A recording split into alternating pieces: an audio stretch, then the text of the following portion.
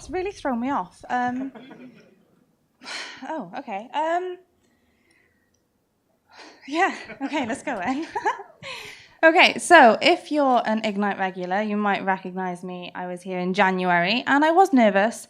I was also struggling to catch my breath on stage, and it wasn't just on stage that I was breathless. My breathlessness got gradually worse for a couple of weeks. It didn't stop me going on holiday, but I didn't enjoy it much. I thought I probably had a chest infection, and so did the doctors. So they gave me some antibiotics, and I took those for a while. And then all of a sudden, I wound up in A&E, being rushed into resuscitation with a pulse of 160. And there was a lot of drama, there were a lot of tests, and I think the moment I realised how serious it was when my mum came running in, and she's a nurse, she's a complete badass, she's never fazed by anything, and she looked terrified, so that's when I knew it was bad.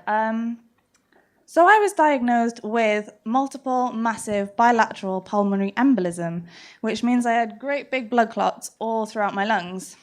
So I spent my birthday in hospital, thinking about how lucky I was to be alive. And I spent the next couple of months, up until, well, it's still going on, recovering. And it turns out that what caused all of this was the contraceptive pill. And it's not just me that had these problems. There were two girls at around the same time, so back February, March time. One of them had a blood clot that travelled straight to her brain, and another had a pulmonary embolism that was misdiagnosed as back pain, and they're both dead now. So, yeah, it's a pretty life-changing experience. It made me reassess a lot of my life, rethink my priorities. I've changed my job since then. I take my health a lot more seriously.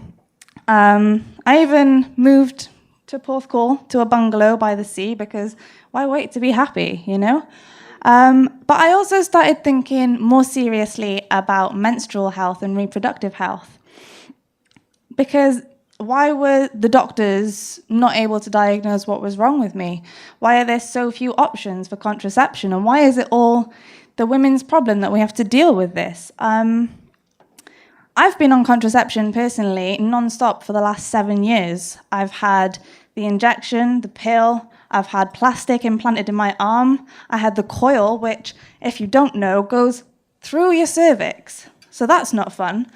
And they've messed with my mental health. They've messed with my metabolism, my emotions, my skin. You know, every aspect of my life. I've spent so many hours curled around a hot water bottle in pain, just wishing it would stop. And I've had to deal with all of this pretty much in secret. So I became a Clue ambassador. Clue is a startup based in Berlin. They make a great app that helps you to track your cycle and related symptoms.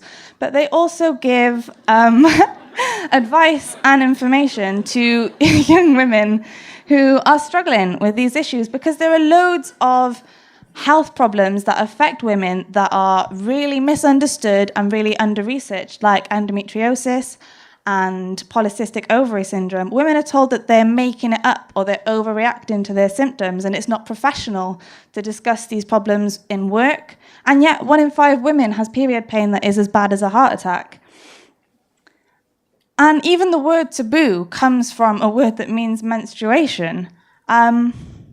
In some parts of the world, women aren't allowed to enter kitchens or temples when they're on their period. They're not allowed to touch other people or bathe. Even in this country, we advertise sanitary products by pouring blue liquid on them, and we never ever mention periods in TV or movies unless it's the butt of a really disgusting joke.